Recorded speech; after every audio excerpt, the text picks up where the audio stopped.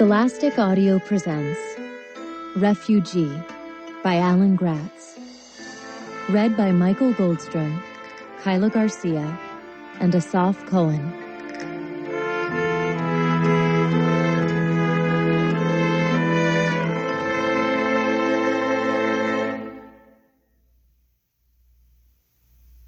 Joseph. Berlin, Germany, 1938. Crack! Bang! Joseph Landau shot straight up in bed, his heart racing. That sound, it was like someone had kicked the front door in, or had he dreamed it? Joseph listened, straining his ears in the dark. He wasn't used to the sounds of this new flat, the smaller one he and his family had been forced to move into. They couldn't afford their old place, not since the Nazis told Joseph's father he wasn't allowed to practice law anymore because he was Jewish. Across the room, Joseph's little sister, Ruth, was still asleep. Joseph tried to relax. Maybe he'd just been having a nightmare.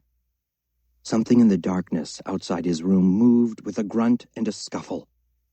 Someone was in the house. Joseph scrambled backward on his bed, his eyes wide. There was a shattering sound in the next room. Krish! Ruth woke up and screamed in sheer blind terror. She was only 6 years old. "Mama!" Joseph cried. "Papa!" Towering shadows burst into the room. The air seemed to crackle around them like static from a radio. Joseph tried to hide in the corner of his bed, but shadowy hands snatched at him, grabbed for him. He screamed even louder than his little sister, drowning her out. He kicked and flailed in a panic, but one of the shadows caught his ankle and dragged him face first across his bed. Joseph clawed at his sheets, but the hands were too strong. Joseph was so scared he wet himself, the warm liquid spreading through his nightclothes. "No!" Joseph screamed. "No!" The shadows threw him to the floor. Another shadow picked up Ruth by the hair and slapped her. "Be quiet!" the shadow yelled, and it tossed Ruth down on the floor beside Joseph. The shock shut Ruth up, but only for a moment. Then she wailed even harder and louder. "Hush, Ruthie, hush," Joseph begged her. He took her in his arms and wrapped her in a protective hug. "Hush now." They cowered together on the floor as the shadows picked up Ruth's bed and threw it against the wall. Crash! The bed broke into pieces. The shadows tore down pictures, pulled drawers from their bureaus, and flung clothing everywhere. They broke lamps and light bulbs. Joseph and Ruth clung to each other, terrified and wet-faced with tears. The shadows grabbed them again and dragged them into the living room. They threw Joseph and Ruth on the floor once more and flicked on the overhead light. As Joseph's eyes adjusted, he saw the 7 strangers who had invaded his home. Some of them wore regular clothes, white shirts with the sleeves rolled up, gray slacks, brown wool caps, leather work boots. More of them wore the brown shirts and red swastika armbands of the Sturmabteilung, Adolf Hitler's stormtroopers. Joseph's mother and father were there too, lying on the floor at the feet of the brown shirts. "Joseph! Ruth!" Mama cried when she saw them. She lunged for her children, but one of the Nazis grabbed her nightgown and pulled her back. "Aaron Landau," one of the brown shirts said to Joseph's father, "you have continued to practice law despite the fact that Jews are forbidden to do so under the Civil Service Restoration Act of 1933. For this crime against the German people, you will be taken into protective custody." Joseph looked at his father, panicked. "This is all a misunderstanding," Papa said. "If you just give me a chance to explain."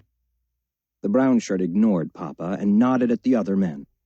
2 of the Nazis yanked Joseph's father to his feet and dragged him toward the door. "No!" Joseph cried. He had to do something. He leaped to his feet, grabbed the arm of one of the men carrying his father, and tried to pull him off.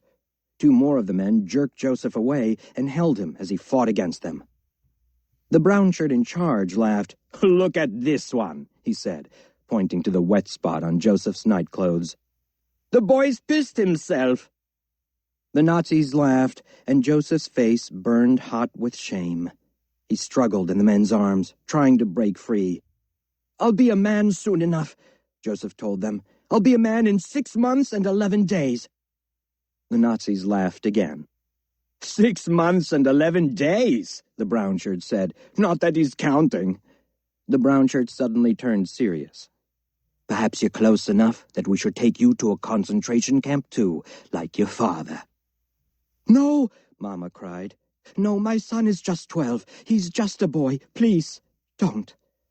Ruth wrapped herself around Joseph's leg and wailed, Don't take him! Don't take him! The brown shirts scowled at the noise and gave the men carrying Aaron Landau a dismissive wave.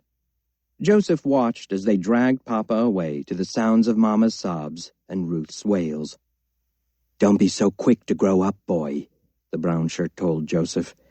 We'll come for you soon enough. The Nazis trashed the rest of Joseph's house, breaking furniture and smashing plates and tearing curtains. They left as suddenly as they had come, and Joseph and his sister and mother huddled together on their knees in the middle of the room. At last, when they had cried all the tears they could cry, Rachel Landau led her children to her room, put her bed back together, and hugged Joseph and Ruth close until morning. In the days to come, Joseph learned that his family wasn't the only one the Nazis had attacked that night. Other Jewish homes and businesses and synagogues were destroyed all over Germany, and tens of thousands of Jewish men were arrested and sent to concentration camps. They called it Kristallnacht, the night of broken glass. The Nazis hadn't said it with words, but the message was clear. Joseph and his family weren't wanted in Germany anymore. But Joseph and his mother and sister weren't going anywhere. Not yet. Not without Joseph's father. Mama spent weeks going from one government office to another, trying to find out where her husband was and how to get him back. Nobody would tell her anything, and Joseph began to despair that he would never see his father again. And then, 6 months after he'd been taken away, they got a telegram.